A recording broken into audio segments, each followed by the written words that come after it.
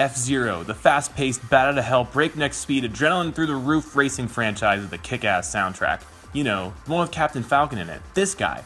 Captain Falcon is so cool, I mean, just look at him. It took 3 Fire Emblem characters to take him down here, and he's only gotten more popular over the years and... Oh, well, that just about sums it all up now, doesn't it? What the hell happened to it? I'll be perfectly honest, it never made sense to me why Nintendo started giving the cold shoulder to F-Zero. I mean, the series has never been a huge blockbuster in terms of sales, but it never did that poorly either. And being that our beloved captain here has had plenty of exposure over the years with Smash Bros., I think a new F-Zero title would sell just fine. But alas, there hasn't been a new F-Zero game since the mid-2000s, and I think the slightly lacking sales plus the success of Mario Kart are the reasons why. Miyamoto has claimed that if they were to make a new F-Zero, it would have to revolve around a new controller interface. He feels that the series is climaxed and that there isn't much more they can add.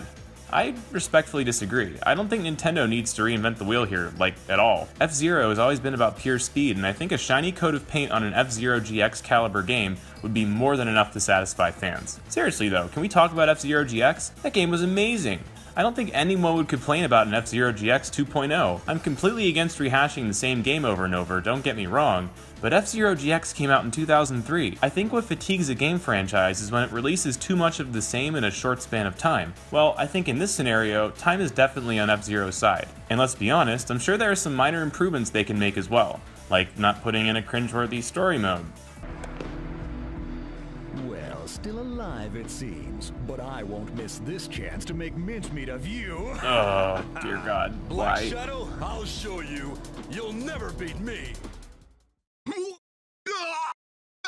We can't just take Miyamoto's word for it though. Nintendo has to know that F-Zero and Captain Falcon himself have quite a following. I also think F-Zero stands out a bit as one of Nintendo's more realistic and edgier franchises. I think it would look nice mixed in with all the colorful Nintendo games you see on the shelves at Walmart. Although F-Zero has been retired for 13 years now, Nintendo has at least made it clear they've not forgotten about it. Virtual Console releases of previous titles, not 1 but 2 F-Zero themed tracks in Mario Kart 8, which are just frickin' awesome, Smash Bros representation, and a minigame in Nintendo Land all paid tribute to our beloved captain. Fan service or gauging interest, who knows, but either way they are showing a little love once in a while to F-Zero. Speaking of reviving an old franchise, Nintendo recently did that with Kid Icarus Uprising and Star Fox Zero. Despite the quirky controls, I think a lot of people out there appreciated Kid Icarus' rebirth. Star Fox Zero, on the other hand, was a letdown to many. At the very least, regardless of how fans interpreted the game, the sales numbers say it all. This game was pretty much a fart in the wind, and I'm pretty sure this is very disappointing to Nintendo, who went all out with marketing and advertising. I feel like the circumstances surrounding Star Fox Zero may cause Nintendo to be reluctant to take a gamble on reviving certain IPs they feel won't meet sales expectations. We all know Star Fox Zero would have done much better though without its wonky controls and the fact that it was released on a console that never really took off. Hopefully Nintendo knows this as well.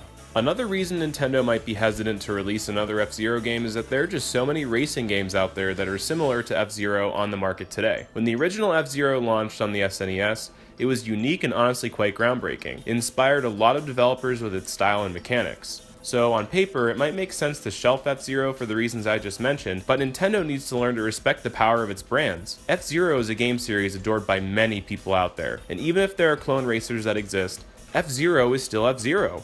They look the same, but F-Zero has its own personality and feel that are uniquely its own. An F-Zero GX quality game with creative and challenging tracks, energetic music, car customization, and solid online play would certainly do well, possibly better than any F-Zero title before it, especially if the Nintendo Switch takes off. So come on Nintendo, give the man a chance to show his moves! Yes!